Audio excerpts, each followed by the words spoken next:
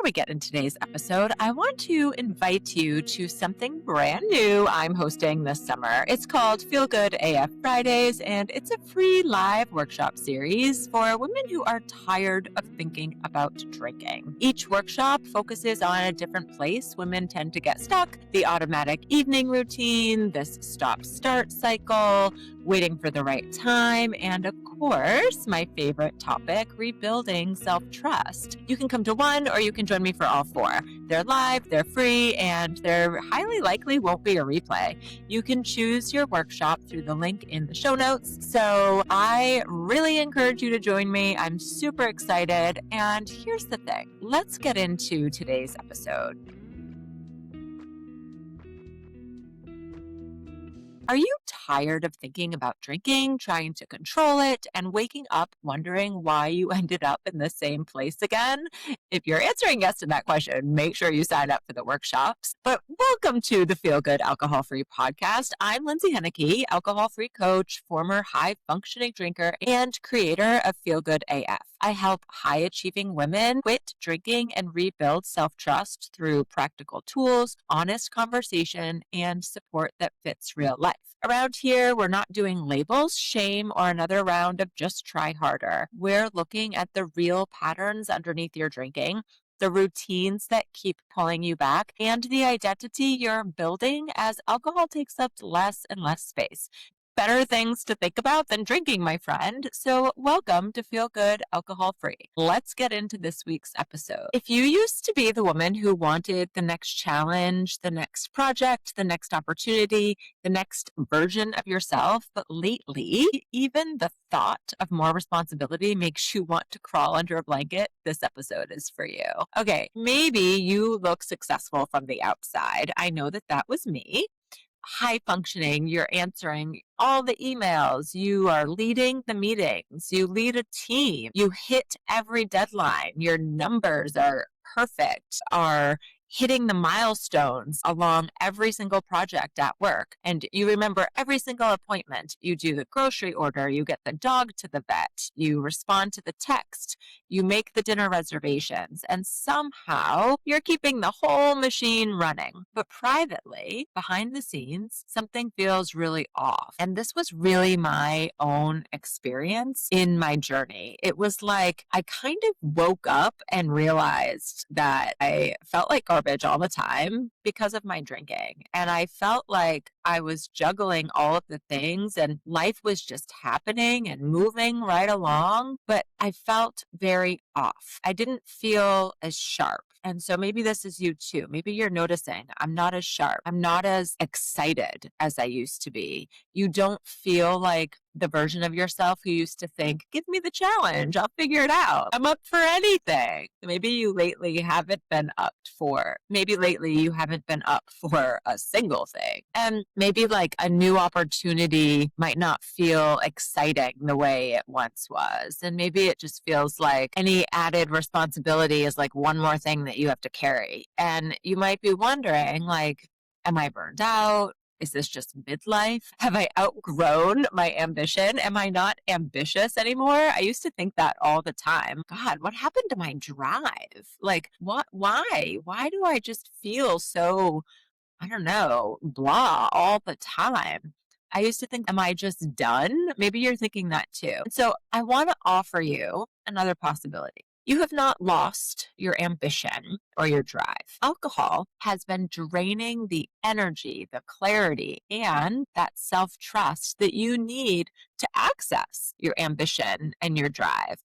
And before we go any further, I'm not saying that alcohol is the only reason that women feel tired, flat, or burned out. We live in a world that asks a lot of women, especially high-achieving women in midlife, especially my Xers, my millennials. We have so much pressure on us and it's draining. So I want you to think about it this way. If drinking has become part of how you recover from your life, it's worth asking whether it's actually helping you recover. Because for so many women, alcohol isn't just taking from tomorrow's energy. It's not just about feeling drained the next day. It's taking from your desire. It's taking from your ambition and that drive. And it's taking from the part of you that wants things. You want things. And the part of you that feels really curious and the part of you that's willing to be uncomfortable for something bigger, the part of you that still wants to feel proud and capable and energized and sharp every single day. That's what I wanted. I was like, where is this version of myself? Why am I not excited when my CEO hands me a new project? Hands me a new project or assigns a whole new team to me. There was a time in my life where that would have been like, yes, I've made it. I'm doing so well. So today we're talking about ambition. And I'm not talking about hustling or proving yourself. I'm not talking about becoming a person, a woman who says yes to every single opportunity and then runs yourself into the ground. Because actually, the work that I do with women is about saying no a lot more. We have a saying inside Feel Good AF, and it's not coined Feel Good AF, but something that we say often inside my coaching program is if it's not a hell yes, it's a no. Like that, period. We have to protect our peace here. We have to protect our sanity and our energy. And the only way to do that is to truly evaluate the things that we say yes to. So today, we're talking about the kind of ambition that makes you feel alive in your own life, the kind that lets you think, I want more for myself, and actually like have the energy to move toward it. Because I can tell you exactly this felt like for me. When I was still drinking, I was absolutely functioning. I was working, I was successful, I was even, taking on new things that I thought were going to help me with drinking or not drinking. I was not becoming somebody who looked like she was falling apart or, about to hit some sort of rock bottom. But internally, I really started to feel flat. And I remember there was kind of a specific time in my career. I was the head of marketing at a credit union. And I remember thinking, God, if my CEO comes to me tomorrow with a special project or a new opportunity, something that should light me up, I don't think I would have felt like I wouldn't be excited about it. And I remember thinking like, I just want to be under the radar right now. Anything extra was going to make me feel more exhausted. And not because I didn't have the skills to take on something. It was just like a very like distinct thing where it would have felt like more that was going to weigh on me and make me tired versus like something that I couldn't do because I wasn't incapable of doing something. It was more like, oh my God, I can't even imagine having to figure out one more thing. Really, that's how it felt. And that started to scare me. And because I had always been a person who could figure things out and wanted to, like, I enjoy being challenged just like you do. And I really liked being good at things. I mean, I still do. And I liked being trusted. There was nothing more of a like pat on the back to me when my leader would come to me to like, do something. It meant to me, they think I can do it. They know I can do this. And so that was really important to me. I liked being the person who could take an idea and make it happen. But when I was drinking wine on the couch every single night, my actions, that action did not match how I said I wanted to feel or live. So wanted my ambition back. I wanted to feel energized. I wanted to feel excited for new opportunities. And of course, I wanted to feel sharp as a tack. But my nightly routine was not supporting that version of me. It was taking me so far away from her. And at the time, I didn't even really connect that to alcohol in a meaningful way. I thought maybe this is just what happened. Maybe I was bored at work. Maybe I was burned out. Maybe I had kind of just like lost my edge a little. Like I just wasn't even associating it to alcohol. I was even thinking like, maybe I'm just tired and I don't want big things anymore. But now I can honestly look back and see that was me just, I was asking my body and my brain to recover from drinking basically every single day and then wondering why I didn't feel alive and clear and excited. And this is the part that I want you to look at because if your actions are not matching how you want to feel and live, eventually you start believing the problem is you. I was really believing that this problem was me. Often the problem is the pattern. It has nothing to do with you. You're amazing. So I want to talk about how this can make high functioning women stay stuck for a really long time because you're still getting everything done. And because you're still getting everything done, you keep telling yourself that it's not that bad. This was me for so many years. If you're new here, I'll remind you, or if you're new here, I'll share this really quick. I went to an AA meeting in 2013. Okay. And then I didn't seriously start to change my relationship with alcohol until 2018. So many years went by where I was still telling myself a story that, well, I'm not as bad as the people I saw in that AA meeting, or, I'm not as bad as what a stereotypical rock bottom would be. So I can still keep drinking. I'm not missing work. I'm not ruining my life. I'm not somebody that people are worried about. And it was, maybe this is kind of ringing true for you. You're not necessarily drinking in the morning or blowing everything up. You're getting up, you're showing up, you're performing, but functioning can become this ceiling. And when functioning becomes the ceiling, you stop asking better questions. You stop asking, why do I feel so tired all the time? Why does everything feel like a bigger deal than it should be? Why am I so irritated by normal requests? Can we seriously talk about the level of irritability that comes in when somebody just happens to walk into your office and ask you, hey, do you think that we could have a meeting about XYZ? And oh my gosh, my physical body would just want the biggest eye roll ever to occur if I was literally asked anything. And it's, gosh, why am I treating people like this? And why does the day feel something that I just have to try to get through? Why do I want the workday to be over at 3 o'clock every day so that I can get onto the couch, the wine, the quiet, and that exhale every day?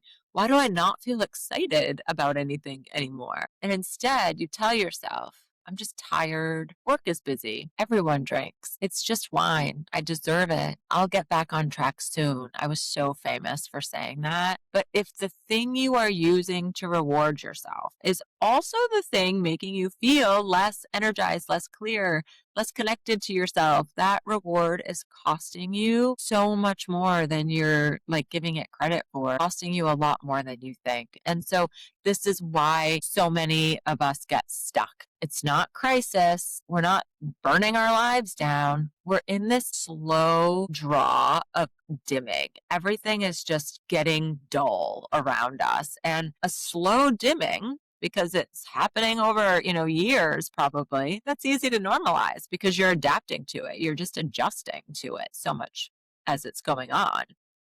So I literally remember a big aha moment in my journey was that I literally remember a big aha moment in my journey was I was like, oh my gosh, I am just used to feeling like garbage. I have normalized how my life is feeling just so blah.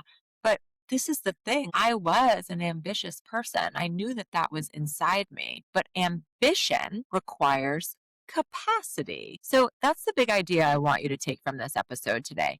Ambition requires capacity. It requires physical energy and clear thinking and emotional regulation.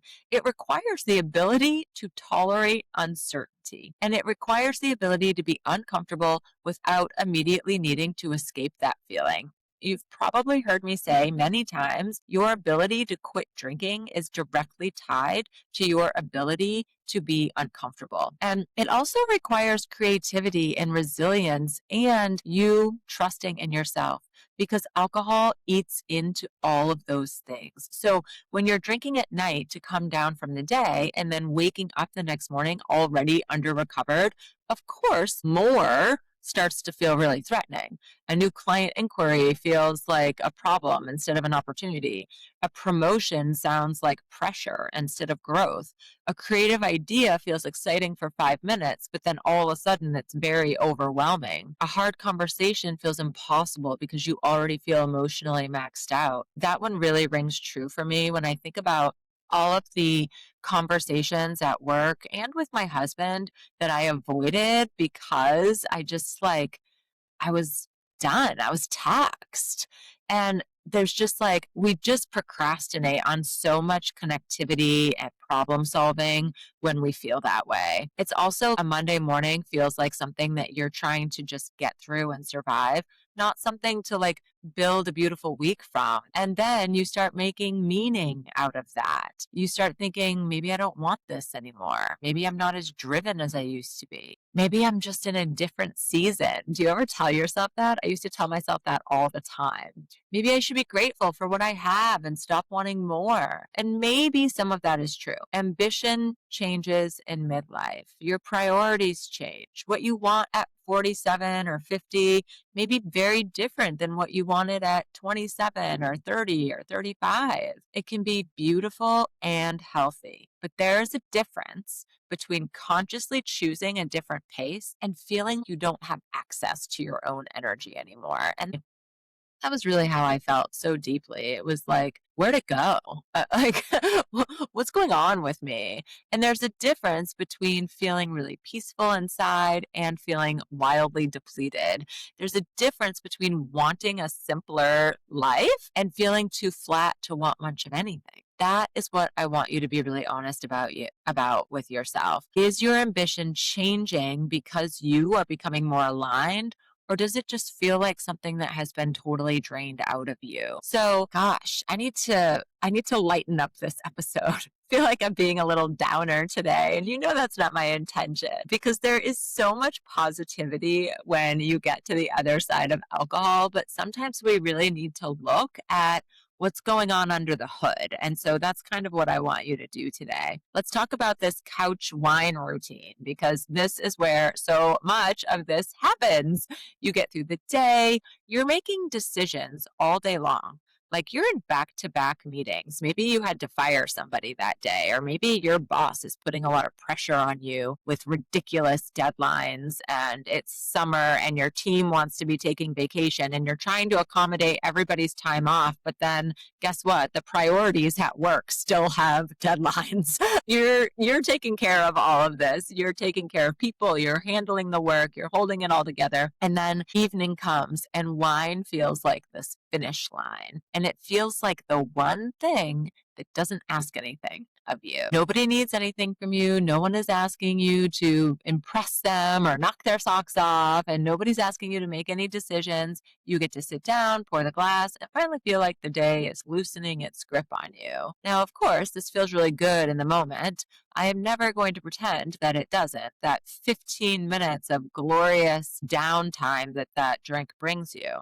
But here's the problem. When wine becomes the way that you transition out of the day, you stop practicing other transitions. And then you are not actually present for that second part of the day. The family stuff, the conversations with your partner, reaching out to, a sibling and having a nice conversation, something along those lines. And also, you're not practicing true rest. We think about self-care, and self-care is hydrating, eating nutritious meals, going to bed at a reasonable hour, sleeping through the night. That is self-care. That's how you get to that rest. You don't practice emotional processing when you drink to check out, and you stop practicing boredom. This is such a big topic inside my group coaching and with my one-on-one clients as well. We really need to be okay with being a little bit bored. It's like we instantly want to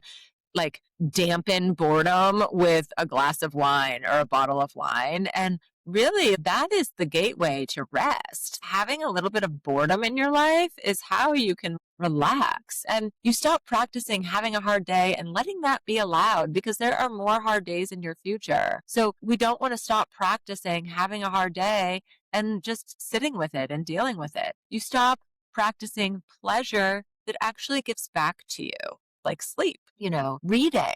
I had a woman in the group call the other day talking about how she would always, pour her drink while she was making dinner. And it was that dopamine, and it was what she was looking forward to. And one of the tweaks that she made in her evening routine was she started listening to audiobooks, and she was like, I'm so into this book. It was 3 days in a row. I couldn't wait to come home and start dinner and start listening to this book. This is the thing. We have to practice pleasure that gives back to you. And that is what she had been searching for, because I often say quitting drinking isn't just about removing the alcohol. Quitting drinking is a self-discovery journey, tapping into the things that give back to you and that you really enjoy. And that takes time and effort to figure out. So, this is one of the big things that I work on with women, because there's a lot of fear around it. There's a lot of, oh, well, what if I try this and I don't like it? And there's this association of, I kind of feel like I'm failing if I'm doing all these things and I don't like any of them, or it's not working. And that's not the case. It's really just a lot of trial and error until you find the things that, light you up. It's when you wake up the next morning and you wonder why you feel like you have less access to yourself. That's what alcohol does. And this is one of the biggest places that actions and identity get out of alignment. Because you might say, I want to feel energized. I want to feel clear. I want to feel proud. I want to feel sharp. I want to feel excited about my life. But the repeated action is drink wine on the couch every night to get through, shut down, disconnect, or reward yourself. Those two things are moving in opposite directions. Your actions are not lined up with how you want to be living and how you want to feel. And this is not about being perfect. I don't believe that one drink means that you have failed. That is not how I coach. But I do believe that we have to be honest about the patterns that we're in. If your repeated actions are not supporting the way you say you want to feel and live, you are going to keep feeling really frustrated with yourself. And this isn't about not having enough willpower to get through a night without drinking. And it's not because you don't have enough information, because let's face it, you're listening to this podcast, you're probably reading the books, you're following sobriety people on social media, you've got the information. It's the pattern that keeps pulling you away from the identity that you are trying to build. Okay, let's bring in a little bit of science here, because I think this matters. When we talk about rest specifically, alcohol can feel like it helps you relax and fall asleep, but that does not mean that it helps you recover.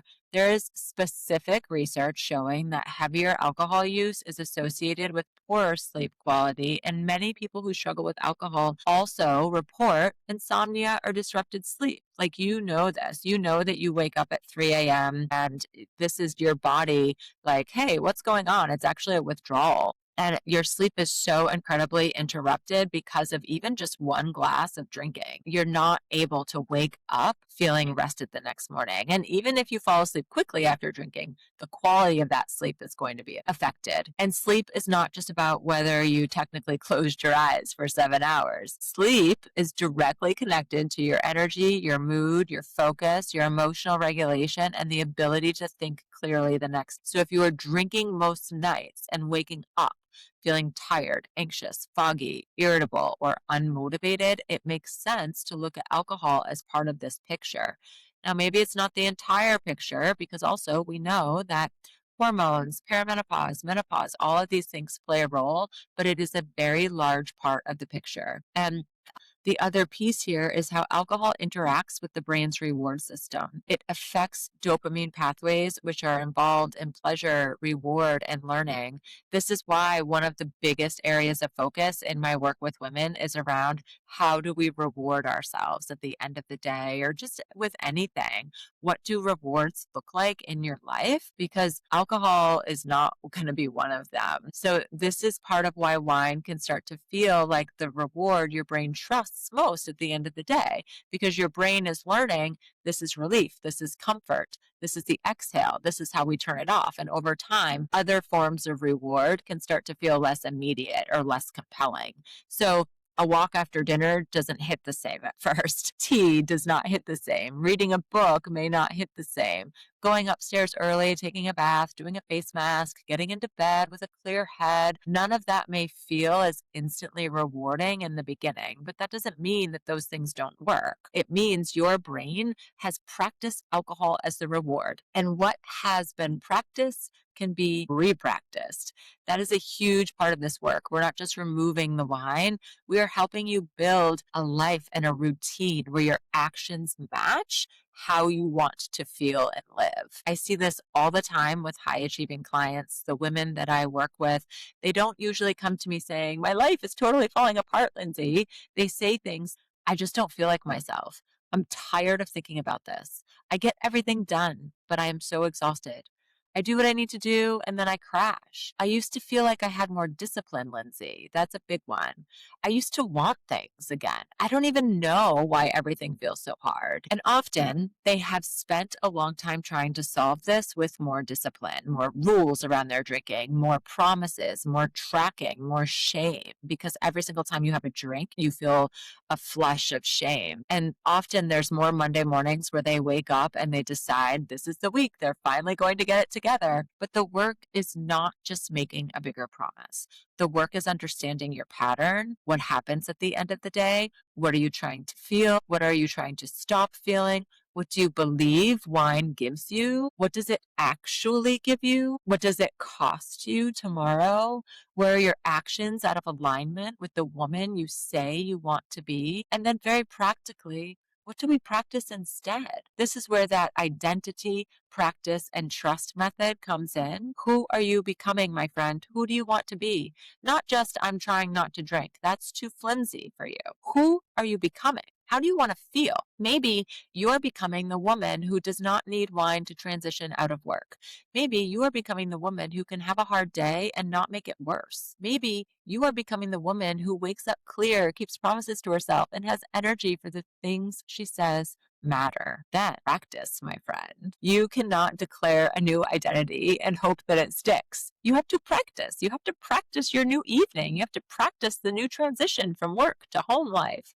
You have to practice what to do when the urge strikes. You have to practice the conversations with your partner, the going to bed earlier, the letting the day be uncomfortable without needing to erase it. You practice a reward that actually gives back to you. This is how you build in yourself. Self-trust comes from evidence. You begin to trust yourself because you see yourself following through in these small, repeatable ways. And maybe it's not always perfect. Consistently enough that your brain starts to believe, oh, we're doing it this way now. This is how ambition starts to come back online. Not because you forced yourself to hustle or have a bunch of discipline that just made you feel like crap all the time. Not because you shamed yourself into being productive, but because you are no longer spending so much energy recovering from the way you are trying to cope. Okay.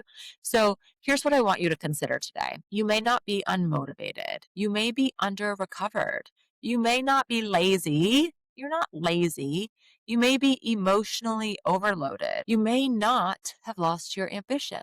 You may have built a routine that is draining the part of you that wants more. And if that is true, then the solution is not to bully yourself into wanting more. The solution is to start building capacity again, starting with your evenings. Start with the routine that's currently setting up your mornings. Start with the repeated action that does not match the way you want to feel.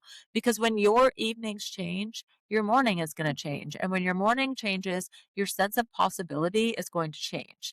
When your sense of possibility changes, your ambition can start to feel available again. Not in this forced way, but available naturally. And this is what I want for you so deeply.